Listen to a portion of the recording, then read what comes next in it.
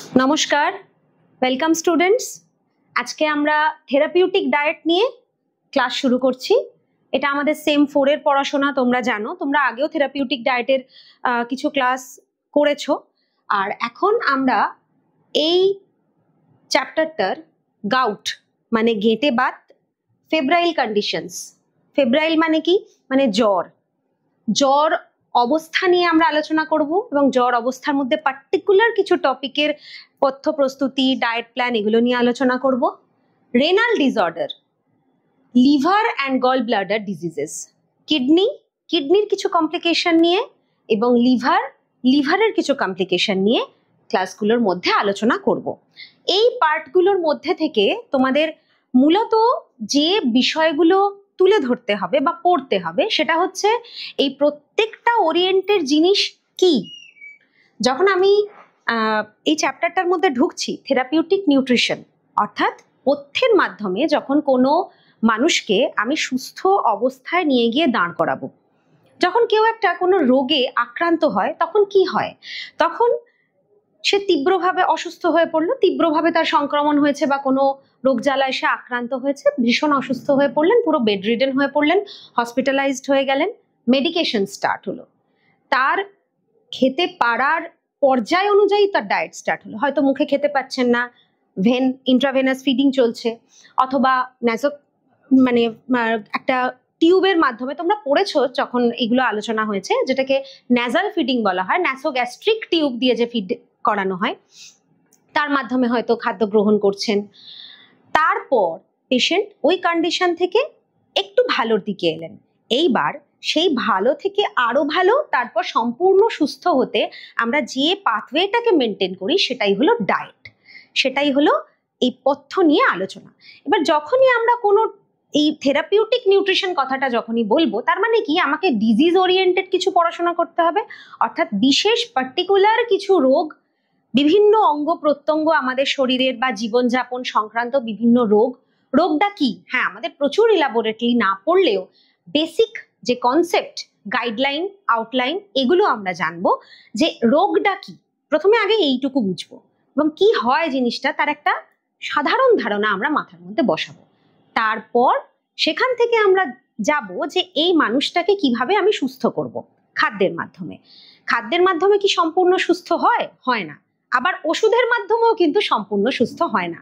খাবার এমন একটা জিনিস যে রোগী তার শরীর খারাপ বা অসুস্থতা এবং ওষুধের যে ফাংশন শরীরের ওপর করছে, সেই দুটোর মধ্যে একটা মেনটেনেন্সের কাজ করে। অর্থাৎ এই যে ওষুধটা রোগীর শরীরে প্রপারলি কাজ করবে, সেখানে কিন্তু খাদ্য বা নিউট্রিয়েন্টসগুলোর একটা অপরিহার্য ভূমিকা থেকে যায়।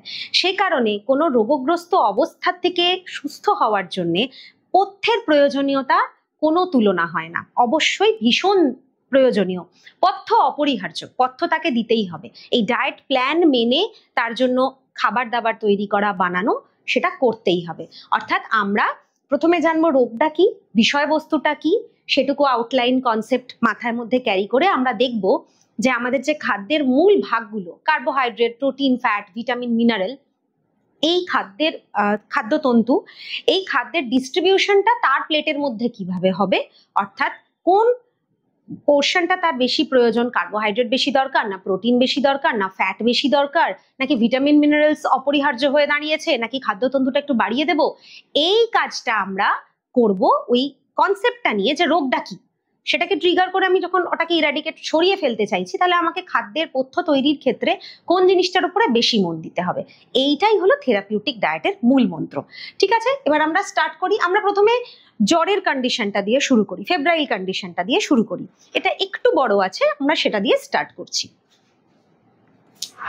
দেখো, খুব সাধারণ ব্যাপার, আমাদের শরীরের নর্মাল তাপমাত্রা কত? 98.4 ডিগ্রি ফারেনহাইট অথবা 37 ডিগ্রি সেন্টিগ্রেড। দুটো আলাদা আলাদা, এটা মনে রাখবে যে 98 ডিগ্রি আমরা বলি যে 98-99 যখন আমাদের জ্বর থাকে আমরা বলি ঠিক আছে খুব জ্বর এখনো আসেনি, 99 ক্রস করে গেলেই তখন আমরা একটু অ্যালার্ট হয়ে যাই, গাটা যেটা কিরকম যেন করছে, অথবা 100 তখন আমরা বলি না ওর কিন্তু জ্বর এসেছে। নর্মাল টেম্পারেচার হচ্ছে এই 98 ডিগ্রি 98.4 একদম এক্স্যাক্টলি ডিগ্রি ফারেনহাইট অথবা 37 ডিগ্রি সেন্টিগ্রেড। আমাদের এই দুটো জিনিস কিন্তু মনে রাখবে, দুটোই কিন্তু এক নয়, একটা ফারেনহাইট লেখা, একটা সেন্টিগ্রেড লেখা। তোমরা বারবার খাতার মধ্যে কিন্তু এটা ভুল করো, এটা ভুল করবে না। আমাদের যে থার্মোমিটারের মেজারমেন্ট আমরা নিই সেখান থেকে আমরা এটা পাই, আর যদি সেন্টিগ্রেড দিই তাহলে 37 ডিগ্রি সেন্টিগ্রেড। জ্বর কেন আসে? কোনো একটা বিশেষ অবস্থা, অর্থাৎ আমার শরীরে কোনো একটা ইনফ্ল্যামেশন হয়েছে, প্রদাহ হয়েছে, কোনো একটা রোগ আমার শরীরের মধ্যে ছড়িয়ে পড়ছে সংক্রমণ হওয়ার পরে, তখন শরীরের টেম্পারেচারটা বাড়তে থাকে। কেন বাড়তে থাকে? সেই সংক্রমণ বা সেই প্রদাহ তৈরি হচ্ছে, সেই সংক্রমণ বা রোগ জ্বালাটাকে আটকানোর জন্য বডি অ্যান্টিজেন অ্যান্টিবডি একটা সিচুয়েশন ক্রিয়েট করে সেটার এগেনস্টে ফাইট দিচ্ছে। যখন এই ভীষণ মারপিট লেগে যাচ্ছে শরীরের মধ্যে, তখন শরীরের টেম্পারেচার আস্তে আস্তে কিন্তু বাড়তে থাকছে। এই কন্ডিশনটাকেই বলা হয় জ্বর হওয়া। জ্বর হয়েছে মানে আমাকে ধরে নিতে হবে আমার শরীরের মধ্যে কোনো রোগ জীবাণুর প্রবেশ ঘটেছে, সেখান থেকে কোনো রকম একটা ভীষণ সংক্রমণ হয়েছে, আমার শরীর বারবার চেষ্টা করছে সেটাকে শরীর থেকে বাইরে বার করে দেওয়ার, অথবা আমার শরীরটাকে সুস্থ করে তোলার বিরাট মারামারি চলছে, ভীষণ ফাইটিং চলছে, সেই তার প্রভাবেই কিন্তু জ্বরটা আসছে। অথবা অনেক ক্ষেত্রে কি হয়, একটা ইনফেকশন হয়ে আছে শরীরের মধ্যে, সেই ইনফেকশনটাকে বার করতে পারছে না, মারপিট চলছে, শরীরের টেম্পারেচার বাড়ছে, কোনো জায়গা থেকে কোনো কিছু থেকে বিষক্রিয়া হয়েছে, অথবা খাদ্যের মাধ্যমে কোনো কিছু আমার শরীরে ঢুকে গেছে, সেখান থেকে ক্ষত তৈরি করে দিয়েছে, তখন কিন্তু সেই সিচুয়েশনটাকে সামাল দেওয়ার জন্য শরীরের মধ্যে অনেক রকম শারীরবৃত্তীয় প্রক্রিয়া, অ্যান্টিজেন অ্যান্টিবডি, এরা সমস্ত একটা সিনারিও ক্রিয়েট করে সেটাকে সরিয়ে ফেলার চেষ্টা করে। এই পরিস্থিতিটার জন্যই কিন্তু আমাদের জ্বর আসে। দেখো এখানে লেখা আছে কোনো বিশেষ কারণে অথবা সংক্রমণের ফলে স্বাভাবিকের থেকে যখন তাপমাত্রা বেড়ে যাচ্ছে তখন সেটা জ্বর। রোগ প্রতিরোধ ব্যবস্থা, এই যে কথাটা বলছিলাম, দেহে কোনো সংক্রমণ হলে রোগ প্রতিরোধ ব্যবস্থা বেশি অ্যান্টিজেন অ্যান্টিবডি প্রতিক্রিয়ার মাধ্যমে সক্রিয় হয়ে ওঠে, ওরা খুব এফেক্টিভ হয়ে ওঠে, কারণ ওটাকে সরাতে হবে। এর উপসর্গ বা লক্ষণের নামই হলো জ্বর। এটাকে পাইরেক্সিয়াও বলা হয়, অনেক বইতে তোমরা পেতে পারো পাইরেক্সিয়া। হ্যাঁ, সেই জন্য আমি এই পয়েন্টটা রেখেছি, পাইরেক্সিয়া বললে ঘাবড়ে যাবে না, জ্বরেরই এটা আরেকটা নাম। নেক্সট স্লাইডে যাই, কি বলতে চাইছে। হ্যাঁ দেখো, জ্বরেরও আবার কিন্তু একটা প্রকারভেদ হয়, সেই প্রকারভেদটা আমি দেখাচ্ছি। স্বল্প মেয়াদি জ্বর, স্বল্প মানে অল্প, মেয়াদি অর্থাৎ টাইম বা ডিউরেশনটা কম। দীর্ঘ মেয়াদি জ্বর অর্থাৎ লং টার্ম, সপ্তাহের পর সপ্তাহ, 1 সপ্তাহ, 2 সপ্তাহ, 2.5 সপ্তাহ, এতটা দীর্ঘমেয়াদী জ্বর। বিরামযুক্ত জ্বর, বিরামযুক্ত জ্বর মানে একটা পার্টিকুলার টাইমেই জ্বরটা এলো, গ্যাপ দিল, একটা গ্যাপ দিয়ে দিয়ে জ্বরটা আসে, সেটা হচ্ছে বিরামযুক্ত জ্বর। উদাহরণ হিসেবে কি দিতে পারি? স্বল্প মেয়াদী জ্বর, আমাদের যে নর্মাল ভাইরাল ইনফেকশন বা ভাইরাল ফিভার যেগুলোকে আমরা বলি, ইনফ্লুয়েঞ্জা, টনসিলের প্রদাহজনিত জ্বর, ঠান্ডা লেগে জ্বর, এগুলো একটা স্বল্প মেয়াদী জ্বর, মোটামুটি 3-4 দিন টাইম নেয়, তারপর সেটা আবার সেরে যায়। দীর্ঘমেয়াদী জ্বর টাইফয়েড, যক্ষা আক্রান্ত ব্যক্তির জ্বর, ক্যান্সার আক্রান্ত ব্যক্তির জ্বর। এই জ্বরগুলো দীর্ঘমেয়াদী। যখন যক্ষা হয় কারো, আমি পড়াবো যক্ষা, তোমাদের পড়াবো আমি একটু ডিটেলে, টাইফয়েডও একটু ডিটেলে পড়াবো। এই পরিস্থিতিগুলোকে ওভারকাম করার জন্য আমাদের শরীরকে অনেক খাটুনি বা অনেক পরিশ্রম করতে হয়, এবং তার জন্য একটা লং টার্ম জ্বরের মধ্যে, একটা ফেজের মধ্যে দিয়ে আমরা যাই। ক্যান্সার আক্রান্ত ব্যক্তির শরীরেও কিন্তু জ্বরটা থাকে। বিরামযুক্ত জ্বর ম্যালেরিয়া, ম্যালেরিয়া এখানে বলেছি। ম্যালেরিয়ার ক্ষেত্রে দেখবে মানে একটা সময় অবধি ঠিক আছে, রাত্রিবেলার দিকে বা একটা সার্টেন টাইমে কাঁপুনি দিয়ে, ঠকঠক করে কাঁপুনি দিয়ে জ্বর আসে, আবার কিছুক্ষণ পর সেই জ্বরটা ঘাম দিয়ে ছেড়ে যায়। ভীষণ তীব্র টেম্পারেচার থাকে এবং একটা নির্দিষ্ট ইন্টারভ্যালে এই জ্বরটা আসে, সেটাকে বলে বিরামযুক্ত জ্বর। 3 রকম পড়লাম, স্বল্প মেয়াদী, দীর্ঘমেয়াদী, বিরামযুক্ত। এছাড়াও আরো কিছু কিছু জ্বরের ক্যাটেগরি যদি আমরা করি, অনেক জায়গাতেই পাবে, কিছু কিছু জ্বর ভীষণ তীব্র হয়, মেয়াদ বা সময়কালটা যেরকম একটা ব্যাপার। প্রচন্ড জ্বর মানে ভীষণ টেম্পারেচার রেজ করে যায়, যেমন ইনফ্লুয়েঞ্জার ক্ষেত্রে, ম্যালেরিয়ার ক্ষেত্রে।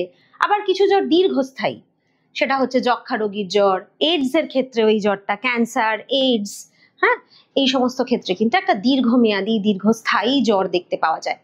ভাইরাস, ব্যাকটেরিয়া ইত্যাদি বহিরাগত ফ্যাক্টর দ্বারা যেমন জ্বর হয়, আবার তেমনি কিছু আভ্যন্তরীণ সংবেদনশীল কারণেও জ্বর আসে, যেমন ক্যান্সার, অর্গ্যান ট্রান্সপ্লান্ট ইত্যাদি।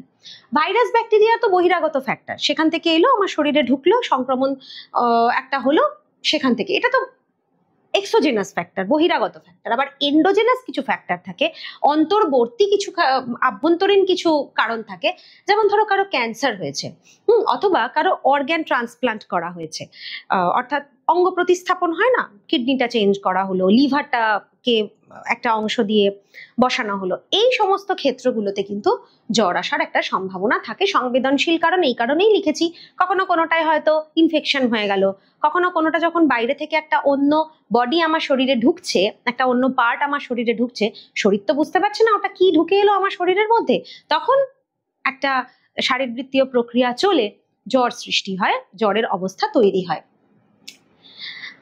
এটা একটা বৈশিষ্ট্য, জ্বর হলে মৌলবিপাকীয় হার BMR বৃদ্ধি পায়, দেহে ক্যালোরির চাহিদা বাড়ে, প্রোটিনের ভাঙন বাড়ে, খাবারের প্রতি অনীহা এবং নজিয়া দেখা যায়। টেম্পারেচারটা বাড়ছে অর্থাৎ BMRটা বেড়ে যাচ্ছে। BMR বাড়ার ফলে আমাদের শরীরের আভ্যন্তরীণ অনেক পরিশ্রমের কারণে আমার শরীর ভাঙতে থাকে, মাসেলগুলো ব্রেকডাউন করতে থাকে, দেহে তখন অনেক ক্যালোরি প্রয়োজন হয়, অনেকটা প্রোটিনের প্রয়োজন হয়, চাহিদা বৃদ্ধি হয়। কিন্তু একই সঙ্গে শরীরের এই অবস্থার কারণে আমাদের কিন্তু সেই সময়টা খেতেও ইচ্ছা করে না, একটা গা বমি ভাব থাকে, মুখে অরুচি থাকে, আমরা খেতেও চাই না। এই ধরনের বৈশিষ্ট্যগুলো জ্বর হলে দেখতে পাওয়া যায়। জ্বর হলে কি করতে হবে? জ্বর হলে রোগীকে জ্বরের মাত্রা, প্রাবল্য এবং অসুবিধা অনুযায়ী ওষুধ খেতে হবে, বিশ্রাম গ্রহণ করতে হবে। ঘুম কিন্তু একটা ভীষণ বড় ফ্যাক্টর জ্বরটাকে ওভারকাম করার জন্য। জ্বর থেকে ভালো হতে গেলে একটা দীর্ঘ মেয়াদি ঘুম, শরীর তখন পারে না, শরীর নিজেই তখন ছেড়ে দেয়, ঘুম ঘুম লাগতে থাকে, ক্লান্ত লাগতে থাকে, অবসাদ, ক্লান্তি, ভীষণ শরীর খারাপ, গায়ে হাতে পায়ে ব্যথা, অবসন্নতা, মাথায় ব্যথা, এগুলো। এবং এখান থেকে মুক্তির একটা খুব ভালো উপায় হচ্ছে ঘুম, এবং তার সঙ্গে সঠিক খাওয়া দাওয়া, প্রপার ডায়েট মেনটেন করতে হবে, যাতে ওই ঘাটতিগুলো পূরণ হতে পারে। যে সময়টা পেশেন্টরা একটা জ্বর অবস্থা, তো সেই সময় খেতে পারছে না, যেটাকে আমরা বলি জ্বরের ঘোর হয়ে আছে, ভীষণ জ্বরের ঘোরে, সে হয়তো মুখে কোনো খাবার নিতেই পারছে না, তার হয়তো মানে একদম প্রায় অজ্ঞানের মতোই হয়ে আছে, তখন খুব আস্তে আস্তে তাকে লিকুইড ডায়েট দিয়ে স্টার্ট করতে হয়। ওষুধ চলছে যেরকম চলবে, এই লিকুইড ডায়েটটা খেতে খেতে ওষুধের প্রভাবে সে একটু সুস্থ হলো, তখন আমরা তাকে সফট ডায়েট আস্তে আস্তে দিতে শুরু করলাম। সফট ডায়েট অর্থাৎ গলা খাবার, সহজ পাচ্য খাবার, নরম খাবার, সেই খাবার একটু একটু করে খেতে শুরু করলো। তারপর আরো কিছুদিন পর, 1-2 দিন পর সে এমন একটা স্টেবল কন্ডিশনে যায়, তখন সে আস্তে আস্তে নর্মাল খাবার খেতে শুরু করলো। এবার তখন আমরা তাকে নর্মাল খাবার দাবারের সঙ্গে অভ্যস্ত করাচ্ছি। এই যে লিকুইড ডায়েট হলো, সফট হলো, নর্মাল হলো, এখানে বেশ কিছু মেনটেনেন্স লাগে। যেমন আমি প্রথমেই বললাম, এই সময় ভীষণ ক্যালোরির চাহিদা বাড়ে, অর্থাৎ তখন হাই ক্যালোরি ডায়েট লাগবে, প্রোটিনের চাহিদা বাড়ে, প্রোটিন রিচ ডায়েট লাগবে, ফ্যাট এই সময় খুব কম দেব, ভাজাভুজি মশলাদার খাবার এই সময় আমরা দেবই না, ভীষণ কম, সামান্য, যতটুকু শরীর চালাতে কাজে লাগবে, যেটুকু মান আমাদের জানা আছে যে এইটুকুনি ফ্যাট দিলে আমার কাজ হয়ে যাবে, ততটুকুই ফ্যাট। ভিটামিন মিনারেল অবশ্যই দেব আমরা শরীরকে, একটা সাপ্লিমেন্ট সে নিতে পারে প্রত্যেক দিন। জল প্রচুর পরিমাণে খেতে হবে, কারণ তখন শরীর থেকে অনেক কিছু রেচন পদার্থ হিসেবে বেরিয়ে যাবে। এই যে এত কিছু চলছে শরীরের মধ্যে, এত ওষুধ চলছে, সেগুলো অত্যন্ত ভালোভাবে জল খেলে 2.5 থেকে 3 লিটার, 3.5 লিটার অব্দিও জল খেয়ে নিতে পারে। যত ইউরিনেশন হবে, ঘাম দেবে, প্রচন্ড ঘামও দেয় এই সময়, বডি টেম্পারেচার হাই হয়ে থাকার জন্য, ঘাম দেওয়ার জন্য ইত্যাদি কারণে একটা ডিহাইড্রেটেড কন্ডিশন তৈরি হয়, সেটাকে ম্যানেজ দেওয়ার জন্য আমাদের প্রচুর পরিমাণে এই সময় জল খেতে হয়। এবং তন্তু জাতীয় খাদ্য, যেহেতু সফট ডায়েট, সহজ পাচ্য, তন্তু জাতীয় খাদ্য নিশ্চয়ই খেতে হবে, না হলে আবার কনস্টিপেশন হয়ে যাবে, বাওয়েল মোমেন্টটাও তো আমাকে ক্লিয়ার রাখতে হবে। তো তন্তু জাতীয় খাদ্য দেব, কিন্তু সেটাও একটু বুঝে, একটু যা খাই তার থেকে পরিমাণে একটু কম দিতে হবে। এইভাবে মেনটেন করে আমরা জ্বরের একটা ডায়েট প্ল্যান তৈরি করব। এবার আমরা পরপর বেশ কিছু জ্বরের বিষয়ে জানবো, জ্বরের ব্যাপারে একটু আলোচনা করব। আর এই হলো বেসিক গাইডলাইন, যখন কারো জ্বর হবে তখন কিভাবে রিকভারি করার জন্য তাকে ডায়েট দেওয়া হয়। তারপর আমরা ডিটেলে একটা একটা করে ডায়েট প্ল্যান, ওই ডিজিজটার ব্যাপারে ডিটেলে আমরা পড়তে শুরু করব। নেক্সট স্লাইডে যাই। নানা রকমের জ্বর, প্রথমেই দেখো আমি ইনফ্লুয়েঞ্জা নিয়ে একটু আলোচনা করছি। ইনফ্লুয়েঞ্জা আমাদের অনেকেরই হয়, মাঝে মাঝেই আমরা হাঁচতে হাঁচতে, নাক দিয়ে জল গড়াতে গড়াতে, কাশতে কাশতে বাড়ি আসছি, গলায় ব্যথা থাকছে, তারপর সেখান থেকে আমার জ্বর আসছে, আমি উঠতে পারছি না, 1 দিন 2 দিন, বেশ কিছুদিন পেরিয়ে যাওয়ার পর সেই জ্বরটা আবার ওষুধ খেয়ে খাবার দাবার খেয়ে পর্যাপ্ত বিশ্রাম নিয়ে সেটার থেকে রিকভারি হয়ে যাচ্ছে। গলা ফুলে যায়, ব্যথা হয়, গোটা শরীরে ব্যথা থাকে, হাঁচি কাশি জ্বর, নাক থেকে জল গড়ায়। ম্যালেরিয়া নিয়েও একটু আগে আমি আলোচনা করলাম। এটা অস্বাভাবিক জ্বর আসতে থাকে, মানে টেম্পারেচারটা এতই বেশি থাকতে পারে সেটা 105 ডিগ্রি 6 ডিগ্রিও চলে যেতে পারে, এবং তখন পেশেন্ট খুব কাঁপতে থাকে, একদম শিভরিং, প্রচন্ড কাঁপতে থাকে, জ্বর ভীষণ তীব্র হয়ে যায় এই সময়। আবার যখন জ্বরটা ছেড়ে যায় তখন প্রচুর ঘাম দিতে থাকে, প্রচুর ঘাম দিয়ে জ্বর ছাড়তে থাকে। আমি বললাম না যে ঘাম দিয়ে যখন জ্বর ছাড়ে বা প্রচন্ড টেম্পারেচার রেজ করে যায়, এই জন্য ডিহাইড্রেশন তৈরি হয়। এই যখন জ্বর ছাড়ছে তখন প্রচুর এতটাই ঘাম শরীর থেকে বের হয়ে যাচ্ছে, তখন ঠান্ডা বোধ হচ্ছে, পেশেন্টের তখন ঠান্ডা লাগতে থাকে। মাথা পিঠ সহ দেহের সর্বত্র ভীষণ ব্যথা থাকে। এটা খুব নোটিস করার মতো বিষয়, যখন মাথার মধ্যে তীব্র যন্ত্রণা থাকে না এবং গায়ে হাতে পায়ে অত্যন্ত ব্যথা থাকে, তখন ম্যালেরিয়া আমরা অনেক সময় সাসপেক্ট করি। এবং পার্টিকুলার একটা টাইমে জ্বর আসছে, কাঁপুনি দিয়ে জ্বর আসছে, মাথার যন্ত্রণা, শরীরের মধ্যে অসহ্য ব্যথা বেদনা, তখন আমরা কিন্তু ম্যালেরিয়া সাসপেক্ট করি। এই মাথা ব্যথা এবং শরীরের বিভিন্ন জায়গায় ব্যথা হওয়াটা ম্যালেরিয়ার একটা ভীষণ উল্লেখযোগ্য লক্ষণ।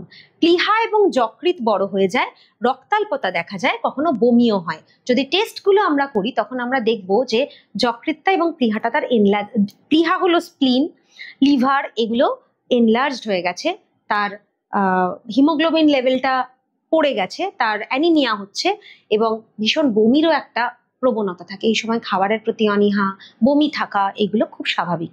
এটা হলো ম্যালেরিয়া জ্বর। বেশ কিছু কমন জ্বর এগুলো আমাদের সাধারণত হয়ে থাকে। জ্বরের প্রচুর রকমের প্রকারভেদ, কিন্তু আমরা সিলেবাস ওরিয়েন্টেড একটু পড়াশোনা করব। আমরা জ্বরগুলো, বেশ কিছু জ্বর তোমাদের এই টপিকগুলোর মধ্যে সিলেবাসের মধ্যে আছে, আমরা সেগুলো নিয়েই আপাতত আলোচনা করব। আর একটা দুটো ডায়েট চার্ট, ডায়েট প্ল্যানের ব্যাপারে আমরা আলোচনা করব। নেক্সট স্লাইডে যাচ্ছি। দেখো, এটা হচ্ছে টাইফয়েড। টাইফয়েড আমাদের পরিচিত একটা জ্বর। কিছু হয়, অনেক দিন ধরে জ্বর রয়ে যাচ্ছে, প্রচন্ড টেম্পারেচার রেজ করে যাচ্ছে, বমি হচ্ছে, পেটের যন্ত্রণা হচ্ছে, তখন কিন্তু আমরা বুঝতে পারি না যে দুদিনেও সেটা সারছে না বা 3 দিনে, এবং গায়ের টেম্পারেচার দেখলেই বোঝা যাচ্ছে এটা খুব একটা স্বাভাবিক ব্যাপার নয়। তখন টেস্ট করানোর পরে অথবা লক্ষণ দেখে বুঝতে পারা যায় যে সালমোনেলা টাইফির দ্বারা ওই পেশেন্ট বা রোগিনী আক্রান্ত হয়েছেন, রোগী। সালমোনেলা টাইফি কি? সালমোনেলা টাইফি একটা ব্যাকটেরিয়া। এই ব্যাকটেরিয়াটা যখন কোনোভাবে মানুষের দেহে ঢুকে যায় তখন এর সংক্রমণটা তীব্র জ্বর রূপে প্রকাশ পায়, লক্ষণটা। সালমোনেলা টাইফি কি করে মানুষের শরীরে ঢুকে যাচ্ছে? এটা মূলত জলবাহিত রোগী আমরা বলি, খাদ্য এবং জলের মাধ্যমে শরীরে ঢোকে। জলটার মধ্যে যদি কোনো রকমে দূষিত পদার্থ ছড়িয়ে পড়ে, মূলত সেটা মলমূত্র থেকেই আসতে পারে, এবং বিভিন্ন ধরনের নোংরা জায়গার জল, অথবা অনেক সময় পাইপলাইন থেকে যে জল ইউজ করা হয়, অথবা আনহাইজেনিক ওয়াটার, এগুলো থেকে কিন্তু সালমোনেলা টাইফি অবশ্যই শরীরের মধ্যে প্রবেশ করতে পারে। সেই অবিশুদ্ধ বা দূষিত জল দিয়ে রান্না বান্না করা হচ্ছে বা ধোয়া হচ্ছে কোনো কিছু, কোনোভাবে সেটা শরীরে ঢুকে যাচ্ছে, এই খাদ্য এবং জলের দ্বারাই সালমোনেলা টাইফি কিন্তু এই ব্যাকটেরিয়াটা আমাদের শরীরের মধ্যে প্রবেশ করে।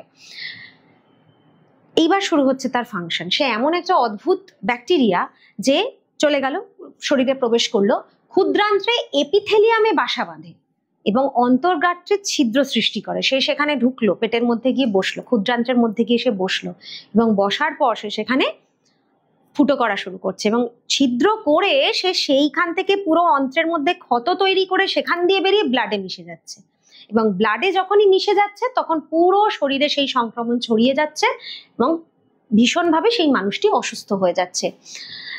এই কারণে এটাকে এন্টেরিক ফিভারও বলা হয়ে থাকে। পেটের মধ্যে গেল, পেটের মধ্যে বাসা বাঁধলো, সেখানে রইলো, তারপর ওটাকে ফুটো করলো আস্তে আস্তে, তারপর সেখান থেকে বেরিয়ে ব্লাডের মধ্যে মিশে গেল, পুরো শরীরে ছড়িয়ে পড়লো, পেট থেকেই সেটা সৃষ্টি হলো।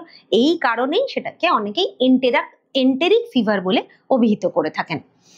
এই রোগে অনবরত তীব্র জ্বর আসে। এই জ্বর 1 থেকে 3 সপ্তাহ স্থায়ী হয়। 2.5-3 সপ্তাহ তো থাকবেই একদম। অন্ত্রে ক্ষত সৃষ্টি হয়, রক্তক্ষরণ হয়, তাই একটা পেট ব্যথার কমপ্লেন থাকে যে ভীষণ পেটে যন্ত্রণা করছে। প্রচন্ড ডিহাইড্রেশন দেখা যায়, ক্লান্তি ও ক্ষুধামান্দ্য সৃষ্টি হয়। ডিহাইড্রেশন এই কারণেই দেখা যায়, টেম্পারেচার প্রচন্ড বেড়ে আছে, শরীরের মধ্যে ভীষণ শারীরবৃত্তীয় প্রক্রিয়ার মাধ্যমে ওই পজিশনটাকে বা পরিস্থিতিটাকে শরীর ঠিক করার চেষ্টা করছে, একটা অস্বাভাবিক ডিহাইড্রেশন তৈরি হয়, পেটের মধ্যে যন্ত্রণা, বমি হতে থাকে, অনেক সময় যে পটির রংটা চেঞ্জ হয়ে যায়, ব্ল্যাক কালারের পটি হতে থাকে, ব্লাড আসতে থাকে, হ্যাঁ, অন্তত একটা ক্ষত তৈরি হয়ে যায়, পেটের প্রবলেম দেখতে পাওয়া যায়। এর ফলে পেশেন্ট ভীষণভাবে ক্লান্ত হয়ে পড়ে, ভীষণ ক্লান্ত হয়ে পড়ে, মুখে কোনো রুচি থাকে না, সে কোনো খাবার খেতে পারে না, কোনো খাবার খেলেই সে বমি করে ফেলতে পারে, এরকম একটা পরিস্থিতি তৈরি হয়। এই সময়ে সব থেকে ভালো ব্যাকআপ হচ্ছে রেস্টে থাকা, যে ওষুধগুলো চলছে সেগুলো চলা, পরিশ্রুত পানীয় পান করা, যে জলটা খাচ্ছে সেটা যেন একদম প্রয়োজন পড়লে ফুটিয়ে নাও, কিন্তু পানীয় জলটা যেন প্রচন্ড ভালো হয়, এবং ডিহাইড্রেশনটাকে মেটানোর জন্য প্রচুর পরিমাণে ওই পরিশ্রুত পানীয় এবং তার সঙ্গে ব্যালেন্স ডায়েট। প্রথম দিকে সে খেতে পারে না, বমি হতে থাকে, খেতে ভালো লাগছে না, স্যুপ, সেটা ক্লিয়ার ফ্লুইড ডায়েট হতে পারে, ফুল ফ্লুইড ডায়েট হতে পারে, একদম নরম কিছু, একদম ম্যাশড করা কিছু, সে এইগুলো আস্তে আস্তে আস্তে আস্তে খেতে খেতে নর্মাল জায়গায় আসবে, তখন তাকে নর্মাল ডায়েট দেওয়া হবে। আচ্ছা, ডায়েটের কথাটা আমি পরে ডিসকাস করছি, আমরা নেক্সট আর একটা জ্বরের বিষয়ে পড়ে নিই। আমরা টাইফয়েডের বিষয়ে, ইনফ্লুয়েঞ্জা জানলাম, ম্যালেরিয়া জানলাম, টাইফয়েড জানলাম, এবার আমরা যক্ষা বা টিউবারকিউলোসিস, টিবি বলি যেটাকে, সেটার বিষয়ে একটু জানবো। এই যক্ষা বা টিবি রোগটা মাইকোব্যাকটেরিয়াম টিউবারকিউলোসিস এর দ্বারা সংক্রামিত হয়। এখানে একটু বানানটা ভুল হয়ে আছে, আমি এটা সেট করে দিই।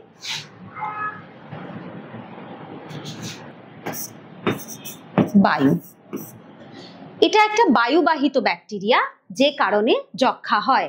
এই সংক্রমণের কারণে দীর্ঘস্থায়ী জ্বর দেখতে পাওয়া যায়। দেখো, একটা প্রথমে ভেক্টর বর্ন পড়লাম, অর্থাৎ ম্যালেরিয়াটা জানলাম, তারপর একটা জলবাহিত খাদ্য এবং জলবাহিত রোগ যেটা মলমূত্র থেকে কন্টামিনেটেড হয়ে আমার বডিতে ঢুকছে, টাইফয়েডের কথা জানলাম। এবার আমরা যেটা পড়ছি সেটা বায়ুবাহিত রোগ, বাতাসের মধ্যে ওই ড্রপলেটস ছড়িয়ে থাকছে, কোনো রোগী তার কাছ থেকে সে হাঁচলো বা কাশলো, কোনো ড্রপলেটস সেখান থেকে, এটা তো ছোঁয়াচে, সেটা হয়তো বায়ুবাহিত হয়ে আমাদের শরীরে প্রবেশ করলো, এবং তারপর এই মাইকোব্যাকটেরিয়াম টিউবারকিউলোসিস আমার শরীরে ঢুকে যাওয়ার পর তার কাণ্ড কারখানা শুরু করলো, আমরা সংক্রামিত হতে শুরু করলাম।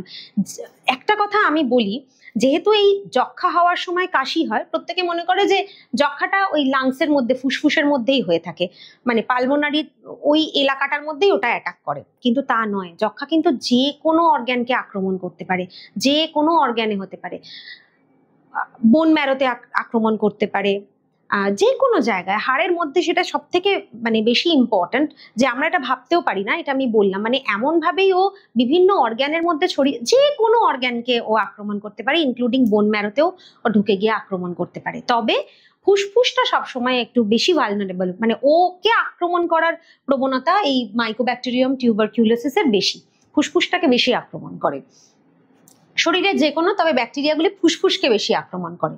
আচ্ছা, লক্ষণগুলো আমরা কি করে বুঝবো যে যক্ষা হতে পারে?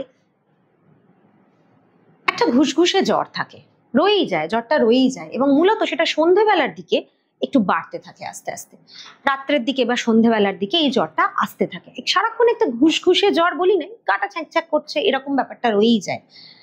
সবসময় একটা কনস্ট্যান্ট কাশি চলতে থাকে, কন্টিনিউয়াস একটা কাশি, এবং যখন সেটা বাড়াবাড়ি হয়ে যায় তখন কাশির দমক অনেক বেড়ে যায়, কাশতে কাশতে সে হাঁপিয়ে যায়, এবং কাশতে কাশতে কাশতে কাশতে তার ভেতর থেকে রক্ত উঠে আসতে থাকে। আক্রান্ত অঙ্গে ব্যথা অনুভূত হয় এবং খিদে হয় না। যেখানে আক্রমণটা হয়েছে সেখানে তো ব্যথা ভীষণ থাকে, খিদে তো একদমই হয় না, এবং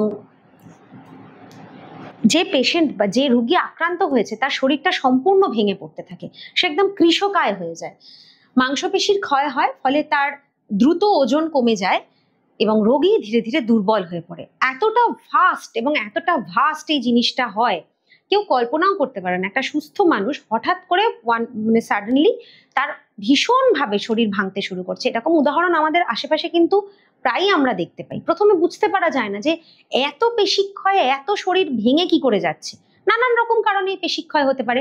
তার মধ্যে কিন্তু এই যক্ষাটা একটা সাংঘাতিক কারণ, সে যে কোনো রোগেরই হতে পারে, কোনো না কোনোভাবে সংক্রামিত হয়ে যেতে পারে, বায়ুবাহিত রোগ। এবং প্রথমের প্রাইম সিমটমস কয়েকদিনের মধ্যেই দেখতে পাওয়া যায় তার শরীর হুহু করে ভেঙে যাচ্ছে। ক্ষয় রোগটা ভীষণ, মানে ক্ষয়টা প্রচন্ড ভালোভাবে নোটিস করা যায়, এবং তার সঙ্গে এই ঘুষঘুষে জ্বর, কাশি, কাশির সঙ্গে রক্ত, এগুলো হচ্ছে যক্ষা রোগের প্রাইম লক্ষণ। এখান থেকে আমাকে বুঝতে হবে যে এই রোগীর যক্ষা হতে পারে। আমরা বিভিন্ন রকম টেস্ট করে সেটা কনফার্ম হতে পারবো। এই মানে এটা বলতে বলতে একটা কথা বলি, যখন আমরা ডাক্তারবাবুর কাছে যাই বা যখন আমাদের কোনো একটা অসুবিধা হয়, কমপ্লিকেশন দেখতে পাওয়া যায়, তখন আমরা একটা অভিযোগ করতে থাকি, দূর বাবা এটা কি হয়েছে তার জন্য 4টে টেস্ট দিয়ে দিল। তাহলে তোমরা বুঝতে পারছো তো যে জ্বর যে বিষয়টা সেটা কিন্তু অনেকগুলো কারণে হতে পারে। সুতরাং সেই জন্য ম্যালেরিয়ার টেস্ট দিয়ে দিল, যক্ষার টেস্ট দিয়ে দিল, ডেঙ্গুর টেস্ট দিয়ে, মানে একটা সিমটম নিশ্চয়ই দেখতে পাওয়া যায়, কিন্তু কনফার্ম আমরা কখন হব? একটা টেস্ট করব, তারপর তো কনফার্মটা হবো। সেই কারণে আমাকে এরকম 3টে-4টে টেস্ট করে তারপর বুঝতে পারা যায় এবং কনফার্ম হওয়া যায় যে এটা এই রোগের দ্বারা উনি আক্রান্ত হয়েছেন, এই ব্যাকটেরিয়ার দ্বারা উনি আক্রান্ত হয়েছেন, সেই অনুযায়ী ট্রিটমেন্ট, ওষুধ স্টার্ট করতে হয় আমাদের। ঠিক আছে? এই কারণেই আমাদেরকে প্রথমে কনফার্ম হতে হয় যে এই জ্বরটা কেন এলো বা এই রোগটা কেন হচ্ছে। তার কিন্তু অনেক কারণ হতে পারে, তাই আমাদেরকে একটু বেশি টেস্ট করে দেখে নিতে হয়। টেস্ট না করলে কি সেটা আইডেন্টিফাইড হবে না? আইডেন্টিফাইড না হলে আমরা যা হোক তা হোক একটা ডায়াগনোসিস করে ওষুধ দিয়ে দেবো, তাতে হিতে বিপরীত হবে। হয়তো আমার দরকার ছিল অন্য ওষুধ, অন্য ট্রিটমেন্ট, অন্য পথ্য, অন্য ডায়েট, কিন্তু হয়ে গেল সেটা অন্য কিছু। Next slide. এই যে টাইফয়েডের কথা আমি তোমাদের বললাম, যে যে যে সিমটমস গুলো বললাম, তো যখন রোগী আক্রান্ত হবে, ভীষণ দুর্বল অবস্থায় থাকবে, সেখান থেকে যখন রিকভারি স্টেজে যাবে, তার ডায়েট প্ল্যানটা আমি কিভাবে মডিফাই করব বা সেটাকে আমি কিভাবে তৈরি করব? উচ্চ ক্যালোরি রাখবো, হাই ক্যালোরি ডায়েট রাখতে হবে, হাই প্রোটিন ডায়েট রাখতে হবে। এইটা সবসময় মনে রাখবে, জ্বর যখনই তুমি একটা ডায়েট প্ল্যান করতে বসবে, হাই ক্যালোরি হাই প্রোটিনটার কথা একটু মাথায় রাখবে। কারণ শরীরের মধ্যে ভাঙনমূলক এটা একটা অবস্থা, শরীর ভেঙে যাচ্ছে, রোগা হয়ে যাচ্ছে, খেতেও ভালো লাগছে না, ক্লান্তি আসছে, এই সময় ক্যালোরির ভীষণ দরকার। আর ডিহাইড্রেশনের কথাটাও মনে রাখবে, হাই ক্যালোরি হাই প্রোটিন আর ডিহাইড্রেটেড যাতে না হয়ে যায়, তাই ভালো করে জল দেবো, ভিটামিন মিনারেলটা ভালো করে দেবো, মাল্টিভিটামিন একটা ট্যাবলেট ইন্ট্রোডিউস করবো, এই কথাগুলো মনে রাখবে। উচ্চ ক্যালোরি, উচ্চ প্রোটিন, উচ্চ শর্করা। উচ্চ শর্করাটা কেন দেওয়া হবে? যাতে ক্যালোরিটা মিট করতে পারে। মাঝারি ফ্যাট। মাঝারি ফ্যাট কেন? আমি তো ফ্যাট অনেক দিতে পারতাম, ক্যালোরি হাই, না দিতে পারবো না, এন্টারিক ফিভার তো, টাইফয়েড তো, পেট তো একটু গোলযোগের মধ্যে আছেই, সমস্যার মধ্যে আছেই, আর যেহেতু জ্বর অবস্থা, সেই সময় কিন্তু এই ফ্যাটটাকে ডাইজেস্ট করাটা ডিফিকাল্ট হয়ে যায়। উচ্চ তরল, বেশি পরিমাণে জল দেব আমরা, কম তন্তু বা অবশেষহীন পথ্য। ওই যে ফাইবারটার কথা বলছিলাম, যে ফাইবারের বিষয়টা আমাদের মাথায় রাখতে হবে, আমরা একটু বুঝে দেবো, সেটা হচ্ছে কম তন্তু, অবশেষহীন পথ্য, নরম পথ্য, সফট ডায়েট দেবো, যেটা নরম হবে, ইজিলি ডাইজেস্ট করতে পারবে, সেরকম খাবার আমরা দেবো। গ্রহণীয় খাদ্য এবং বর্জনীয় খাদ্যের একটা লিস্ট, এইগুলো তোমরা তোমাদের যে কোনো পাঠ্য বইয়ের মধ্যে পেয়ে যাবে। তোমরা দেখে বুঝতেই পারছো, এগুলো কোনো না কোনো পাঠ্য বই থেকে আমি তোমাদের জন্য জোগাড় করে এনেছি, যাতে তোমরা তোমাদের বুঝতে কোনো অসুবিধা না হয়, বা যখন তোমরা ওই বইগুলো থেকে পড়বে সেগুলো যাতে লিঙ্ক করতে পারো, অথবা তোমার ওই বইতে না থাকলে আমার পড়ানো অনুযায়ী তোমরা সেগুলো লিখতেও পারবে। কি কি খাবার এই সময় খেতে পারবে? ফলের রস খাবে, ডাবের জল, গ্লুকোজ পাউডার সহযোগে তরল বা পানীয়, বার্লির জল, দুধ, মিল্ক শেক, কাস্টার্ড, সেদ্ধ ভাত, মুড়ি, চিড়ে, সুজি, সেদ্ধ সবজি, স্যুপ, স্টু, ডালের জল, পুডিং, সবজি পিউরি। এই যে মিল্ক শেক বা দুধের ব্যাপারটা, যদি কারো ডায়রিয়া শুধুমাত্র নয়, মিল্ক ইনটলারেন্স যদি কারো থেকে থাকে, দুধ সহ্য করতে পারে না খেয়ে, তাদেরকে কিন্তু দেবে না, এই সময় একেবারেই সে সহ্য করতে পারবে না। বাকি যে কোনো জিনিস, এই কাস্টার্ডটাও কিন্তু একটা মিল্ক প্রোডাক্ট, এর মধ্যে কিন্তু দুধের গুঁড়ো থাকে, বা এইরকম যখন সময় আসে, আমি দেখেছি প্রচন্ড হরলিক্স, কমপ্লেন এগুলো খাওয়ানোর প্রবণতা থাকে, এগুলো হেলথ ড্রিঙ্ক, শরীর ভালো হয়ে যাবে, সব সময় কিন্তু সেটা কার্যকরী হয় না। এই হরলিক্স, কমপ্লেনের মধ্যেও কিন্তু এমন উপাদান থাকে যেটা সহজে হজমই হতে চায় না। দুধ কারো সহ্য হলো না, ওর মধ্যে মিল্ক সলিডস থাকে। সুতরাং যখন আমি কোনো ডায়েটকে ইন্ট্রোডিউস করবো, তার শারীরিক অবস্থা বুঝে আমরা এগুলোকে গ্রহণীয়র মধ্যে রাখবো। ঘি, মাখন, লঙ্কা, মশলা, পেস্ট্রি, ভাজাভুজি, ক্রিম দিয়ে তৈরি খাবার, অতিরিক্ত শাকপালা খাওয়া, এই জিনিসগুলো কিন্তু আমরা অ্যাভয়েড করব বা বাদ দেব। টাইফয়েডে যেহেতু আমাদের একটু পেটের সমস্যা হয়ে আছে, আমরা সেটা একদম ব্যালেন্স করে দেব। এই গেল আমাদের টাইফয়েডের মেন প্রিন্সিপালস গুলো। টাইফয়েডের একটা ডেইলি মেনু প্ল্যান আমরা এখানে দেখাচ্ছি, দেখো। এটা মোটামুটি 1800 থেকে 2000 কিলো ক্যালোরি ইনটেকের একটা ডায়েট প্ল্যান বানিয়ে দেওয়া আছে। একদম সকালবেলা উঠে স্কিম মিল্ক দেওয়া হয়েছে। স্কিমড মিল্ক কেন দেওয়া হয়েছে? ফ্যাটটা বাদ দেওয়ার জন্য, যাতে হজমটা সহজে হয়। এবং ব্রেড টোস্ট দেওয়া হচ্ছে 2 পিস। ব্রেড টোস্ট তার ক্যালোরিটা হাই করে দেওয়া আছে, সেজন্য আমরা কার্বোহাইড্রেটটা একটু আস্তে আস্তে বাড়াচ্ছি। 2টো ব্রেড টোস্ট আর 1 গ্লাস দুধ দিচ্ছি আমরা চিনি দিয়ে। এবার যদি কোনো পেশেন্টের ডায়াবেটিস থাকে তখন আমরা চিনিটা দেব না। এগুলো একটা স্ট্যান্ডার্ড মেনে বানানো, হ্যাঁ, এগুলো এরকম নয় যে এটা সবার জন্য অ্যাপ্লিকেবল, কিন্তু একটা স্ট্যান্ডার্ড টাইফয়েড রোগীর ডায়েট চার্ট কি হতে পারে সেটা এইভাবে বানানো। ব্রেকফাস্টে কি দিচ্ছি? চিড়ে পরিজ। চিড়ে পরিজ মানে চিড়ে দিয়ে পায়েস তৈরি করে, দুধ চিড়ে আর যেটাকে আমরা বলি। তো সেখানেও আমরা স্কিম মিল্ক ইউজ করব। একটা নরম গলা ডিম আর একটা কলা, এটা হলো ওর ব্রেকফাস্ট। মিড মর্নিং এ কি খাচ্ছে? দিনের মাঝখানে ফ্রুট জুস খাচ্ছে আর ডাবের জল খাচ্ছে। দেখো এখানে প্রত্যেকটা জায়গায় সুগার গুলো অ্যাড করা, যাতে ক্যালোরিটা আস্তে আস্তে তার বাড়তে থাকে বা বাড়তে পারে। ফ্রুট জুস খাচ্ছে এবং ডাবের জল খাচ্ছে বেলার দিকে। ধরে নাও সে আর্লি মর্নিং ঘুম থেকে উঠলো, ব্রেকফাস্টটা সে হয়তো 9টা নাগাদ করলো, হ্যাঁ, তাহলে এই মিড মর্নিং এর টাইমটা সবসময় 11টা থেকে 11:30 নাগাদ রাখবে। ওকে, আচ্ছা, মিড মর্নিং এর পর আমরা চলে যাব লাঞ্চে। দুপুরবেলা সে কি খাচ্ছে? ভাত, ডাল, মাছের স্টিউ, অর্থাৎ একটু কম তেল দিয়ে রান্না করা, যেটা পোটাটো অ্যান্ড পাপায়া দিয়ে হবে। দেখো বেশি ফাইবার নেই কিন্তু সবজিও খাচ্ছে, সেজন্য মাছের stew with potato and papaya, আর তার সঙ্গে খাচ্ছে দই। জেনারেলি আমরা স্যালাডটাও দিই, কিন্তু এই পেশেন্টের ক্ষেত্রে যেহেতু টাইফয়েড রোগী সেজন্য আমরা স্যালাডটা রাখছি না, দই রাখছি 150 গ্রাম। ইভিনিং, সন্ধেবেলা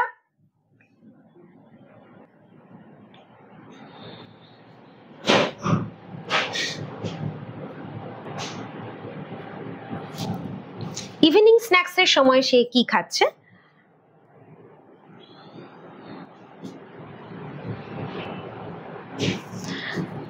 সে খাচ্ছে স্কিম মিল্ক 1 গ্লাস এবং তার সঙ্গে তাকে চিকেন স্যান্ডউইচ দেওয়া হয়েছে যাতে প্রোটিনটা সে ভালোভাবে পায়। স্যান্ডউইচ এবং এই দুধ এগুলো থেকে প্রোটিনের পোর্শনগুলোকে তার নর্মাল একটা জায়গায় নিয়ে যাওয়ার চেষ্টা করা হচ্ছে, বেশি বাড়িয়ে দেওয়া হচ্ছে এবং ক্যালোরিটা আসছে। আর ডিনার যখন করছে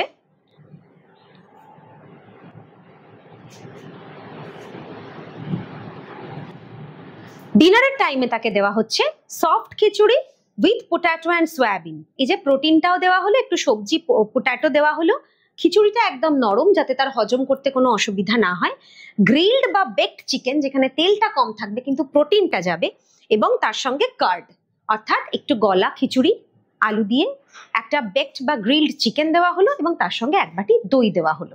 এই হলো তার ডিনার। এইভাবে আমরা কিন্তু একটা টাইফয়েড রোগীর ডায়েট প্ল্যান বানাতে পারি। তোমাদের যখন পরীক্ষায় এগুলো লিখতে দেবে ডায়েট প্ল্যান, মেনু যেরকম দেবে তার সঙ্গে সঙ্গে পরিমাণগুলো তোমরা উল্লেখ করে দেবে। যক্ষা রোগের চিকিৎসা এবং পথ্য। এবার আসি টিবি। এতক্ষণ টাইফয়েডটা নিয়ে আমরা জানলাম, এবার আমরা টিবিটা নিয়ে জানবো। টিবি যদি হয় কারো, তাহলে তার জন্য কিন্তু আমাদের ভারত সরকার একটা ব্যবস্থা করে রেখেছেন। ভারত সরকারের তরফ থেকে national revised TB control programme, এই প্রোগ্রামটা অনুযায়ী যে চিকিৎসাটা যক্ষা রোগীদের দেওয়া হয় তাকে বলা হয়, তোমরা শুনেছো, ডটস। এই ডটস এর পুরো নাম কি? Directly observed treatment short course, it is dots. এই চিকিৎসাটা ভারত সরকারের তরফ থেকে ফ্রিতে দেওয়া হয়। মিনিমাম 9 মাসের একটা চিকিৎসা পদ্ধতি যেখানে মিশ্র ড্রাগ ইউজ করে তার ট্রিটমেন্ট করা হয়। তার মধ্যে কিছু ড্রাগের নাম আয়োসোনায়াজিড, রিফাম্পিসিন, এই সমস্ত ড্রাগ এবং অন্য বেশ কিছু ড্রাগকে মিশিয়ে একটা মিনিমাম 9 মাসের কোর্স করিয়ে যক্ষা রোগকে নিরাময় করা হয়। ডায়েট থেরাপিতে আমি কি রাখতে পারি? এটা তো গেল ওষুধের ব্যাপার। ডায়েট থেরাপির মূল মন্ত্র কি হবে? ওই হাই ক্যালোরি হাই প্রোটিন, কারণ তার শরীর ভেঙে যাচ্ছে, সে ভীষণভাবে রোগা হয়ে যাচ্ছে, ক্লান্ত হয়ে পড়ছে, বিরাট ক্ষয় হয়েছে। যক্ষা রোগে ভীষণভাবে ক্ষয় হয় শরীর। High calorie high protein diet, হালকা নরম অনুত্তেজক সহজপাচ্য খাদ্য, এই যে ব্ল্যান্ড, দৈনিক 80 থেকে 120 গ্রাম প্রোটিন দরকার। এটা ভালোভাবে মাথায় রাখবে। আমাদের প্রোটিন কিরকম দরকার হয়? প্রোটিন আমরা জেনারেলি কি জানি, কিভাবে আমরা খাবো? আমাদের যা ওজন, প্রতি কেজিতে 1 গ্রাম করে। কারোর ওজন 60 কিলো, তো তার 60 গ্রাম প্রোটিন দরকার, কারো 55, এগুলো হচ্ছে স্ট্যান্ডার্ড। কিন্তু যখন কোনো পেশেন্টের যক্ষা রোগ হয়েছে, তাকে আমাকে হাই প্রোটিনের কোনো ডায়েট দিতে হবে, সেটা 80 থেকে 120 গ্রাম, এবং সেটা আসবে ফার্স্ট ক্লাস অ্যানিমাল প্রোটিন, মাছ, মাংস, ডিম, দুধ এই জায়গা থেকে আসবে। এর সঙ্গে তো সে ডাল যেরকম খাচ্ছে, সিরিয়ালস থেকে আমরা যেটুকু পরিমাণ প্রোটিন পাই ইজ ফাইন, কিন্তু তার এই প্রোটিনটা মূলত মাছ, মাংস, ডিম, দুধের জায়গা থেকে আসা ভীষণ জরুরি। মিনারেল সমৃদ্ধ খাদ্য দেওয়া প্রয়োজন, মূলত ক্যালসিয়াম, যা কোষের ক্ষত সারাতে প্রয়োজন হয়। লাংস যদি আমি ধরি যে যক্ষাটা লাংসকে আক্রমণ করেছে মাইক্রোব্যাকটেরিয়াম টিউবারকিউলোসিস, তখন ওই যে ক্ষতটা সারানো হবে, সেই ক্ষতটা সারাতে ক্যালসিয়াম জাতীয় খাবার দেওয়াটা ভীষণভাবে জরুরি। মিনারেল সমৃদ্ধ খাবার দেওয়াটা দরকার। এটার জন্য আমরা প্রত্যেকদিন ওই যক্ষা রোগীকে একটা করে মাল্টিভিটামিন ক্যাপসুল বা ট্যাবলেট দিতেই পারি, প্রত্যেকদিন আমরা রাখতেই পারি। দেখো এখানে আমি একটা 2200 থেকে 2500 কিলো ক্যালোরির ডায়েট প্ল্যান দেখাচ্ছি, যেটা একজন যক্ষা রোগীর জন্য ভীষণভাবে উপযোগী। প্রোটিনটা আমরা কি কি করে বাড়াচ্ছি দেখো, এখানে প্রথমেই আমি একটা মিল্ক দিয়েছি 1 glass, full cream, full fat milk, কারণ ক্যালোরি লাগবে আমার, প্রচুর ক্যালোরি, এবং তার সঙ্গে একটু মধু দিয়ে দিচ্ছি। আমন্ড, ডেট, রেজিন, এগুলো কি? এগুলো সব ড্রাই ফ্রুট। এটা শরীরকে একটা ক্যালোরি বাড়াতেও যেরকম সাহায্য করবে, ভিটামিন মিনারেলস প্রোভাইড করবে, শরীরকে একটা মজবুতি প্রদান করবে। 2 পিস বিস্কিট। ব্রেকফাস্টে রেখেছি এগ স্যান্ডউইচ, 2টো এগ দেওয়া হয়েছে। Bread 2 piece with butter and cheese. Cheese, butter এগুলো কেন দেওয়া হচ্ছে? দুধজাত প্রোডাক্ট, প্রচুর ক্যালসিয়াম কন্টেন্টও থাকবে এবং ক্যালোরিটাও বাড়াবে, সেজন্য এগুলো ইউজ করা হচ্ছে। অ্যাপেল, গুয়াভা বা অরেঞ্জ, যে কোনো একটা ফল দেওয়া হচ্ছে। মিড মর্নিং, এই যে আমি আগের স্লাইডটায় যেরকম বললাম, যদি কেউ 9টা বা 9:30 নাগাদ ব্রেকফাস্ট করে, তাহলে মোটামুটি মিড মর্নিং মানে 11টা 11:30 নাগাদ তোমরা খাবারটা, মিড মর্নিং এর খাবারটা ইন্ট্রোডিউস করতে পারো। যে যখন ব্রেকফাস্ট করে, কেউ খুব আর্লি মর্নিং ওঠেন, কেউ একটু বেলা করে ওঠেন, যে যেরকম উঠবেন, তার সঙ্গে মোটামুটি 2-2.5 ঘন্টার গ্যাপ রেখে মিড মর্নিং এর খাবারটা দেবো আমরা। এই সময় ওনাকে একটা মিল্ক শেক দেওয়া হচ্ছে ওই পেশেন্টকে, যে মিল্ক শেকের মধ্যে দুধ থাকছে, বিভিন্ন ড্রাই ফ্রুট, কলা, মধু, এগুলো দিয়ে ভালোভাবে একটা মিল্ক শেক বানিয়ে তাকে দেওয়া হচ্ছে। লাঞ্চ টাইমে আমরা কি রাখছি? ভাত রেখেছি যথেষ্ট পরিমাণ, 200 গ্রামের চালের ভাত, ঘি দিয়ে দেওয়া হচ্ছে তাতে ক্যালোরিটা রেজ করার জন্য। ঘন ডাল, মাছের কারি উইথ মিক্সড ভেজিটেবলস। দেখো মাছটা কিন্তু 2 পিস, এখানে 2 পিস মাছ রাখা হয়েছে। প্রোটিনের প্রয়োজনীয়তাটা ভীষণ বেশি, যে যে জায়গা থেকে প্রোটিনটা সাপ্লাই হতে পারে সেগুলোর অ্যাপ্লিকেশনগুলো তোমরা নোটিস করো। লিভার ফ্রাই, মেটে হাফ বোল, 50 গ্রামের মতো মেটে আলাদা করে তাকে দেওয়া হচ্ছে। স্যালাড এবং কার্ড। সন্ধেবেলার দিকে শেখাচ্ছে toast with peanut butter, 3 piece. Peanut বাটারের মধ্যেও প্রচুর পরিমাণে তিনি ক্যালোরি পাবেন, ক্যালসিয়াম পাবেন। পিনাট বাটার, বাদাম থেকে যেটা তৈরি হয়।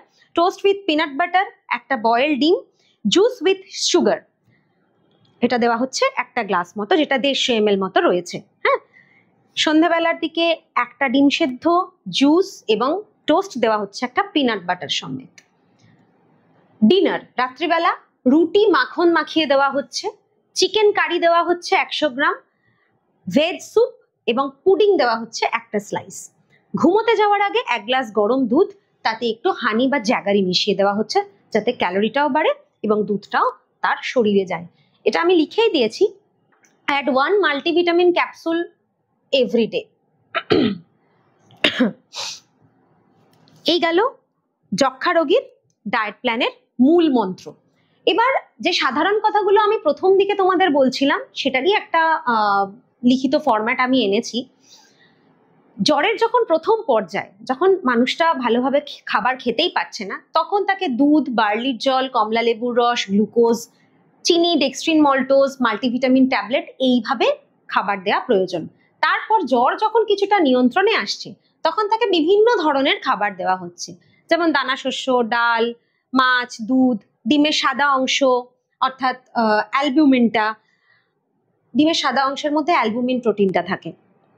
মাংস, যেখানে খুব ফ্যাট নেই, এরকম কম চর্বিযুক্ত মাংস, মাখন, গ্লুকোজ, ফলের রস, ফল, ডেক্সট্রিন মল্টোজ, চিনি এবং মাল্টিভিটামিন ট্যাবলেট। এইভাবে আস্তে আস্তে তার জ্বর যখন নিয়ন্ত্রণে আসছে, সেই জায়গা থেকে তাকে বার করে নিয়ে আসা হচ্ছে। গ্র্যাজুয়ালি ইনক্রিজ করা হচ্ছে ডায়েট প্ল্যানটাকে। প্রথমে লিকুইড দিয়ে স্টার্ট করছি, তারপর সফট ডায়েট দিয়ে স্টার্ট করছি এবং তারপরে আমরা নর্মাল ডায়েটের দিকে যাচ্ছি। এই হলো জ্বর সম্পর্কে বিশদে আলোচনা। তোমরা প্রত্যেকে জানলে জ্বর কি, জ্বর বিষয়টা কি, এবং সেখান থেকে আমরা 4টে টপিক নিয়ে তার একটু ডিটেল আলোচনা করলাম।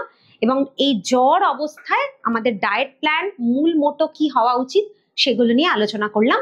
এবার আমরা পরবর্তী আলোচনায় নেক্সট যে টপিকগুলোর কথা বলেছি, যেমন লিভার, কিডনি, গেটে বাত, এগুলো নিয়ে পড়াশোনা করব। আজকের মতো এখানেই শেষ করলাম।